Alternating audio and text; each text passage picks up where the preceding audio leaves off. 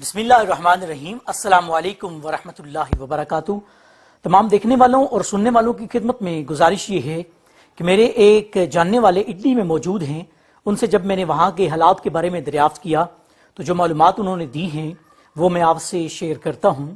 میں نے ان سے گزارش یہ کی تھی کہ آپ پاکستانیوں کے لیے کوئی پیغام اگر دینا چاہیں تو انہوں نے ایک وائس نوٹ اور کچھ تصاویر بھیجی ہیں، وہ آپ اس ویڈیو میں دیکھیے گا، سنیے گا اور اس کے بعد پھر واپس آئیں، پھر بات کرتے ہیں کہ وہ کون سی وجوہات ہیں جن کی بنا پر آج اٹلی اتنی بڑی تباہی سے دوچار ہوا ہے، ہم نے کیا کرنا ہے۔ یہ ویڈیو دیکھیے، دیکھنے کے بعد ہم بات کرتے ہیں۔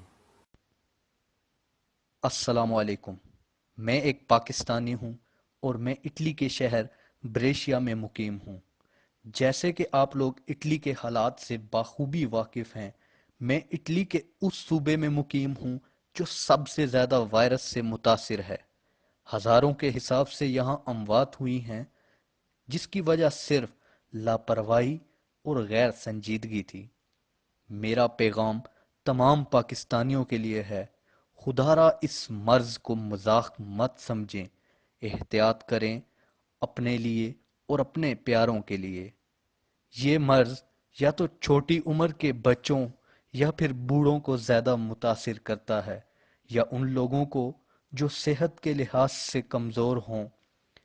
یہ بیماری بہت تیزی سے پھیلتی ہے، اگر آپ احتیاط نہیں کریں گے تو آپ کے ساتھ ساتھ مزید کافی لوگوں کو نقصان ہوگا۔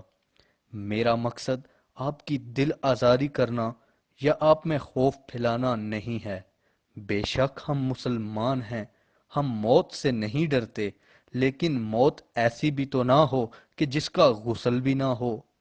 بے شک ہمارا اللہ ہمارے ساتھ ہے، لیکن ہمارا خدا ہمیں احتیاط کرنے کو بھی کہتا ہے، اور اللہ جاہلوں کی طرفداری نہیں کرتا۔ خدا را خود بھی بچیں اور دوسروں کو بچائیں۔ شکریہ۔ Stay home, safe humanity. جی تو سامعین و ناظرین، پیغام آپ نے سنا ہے۔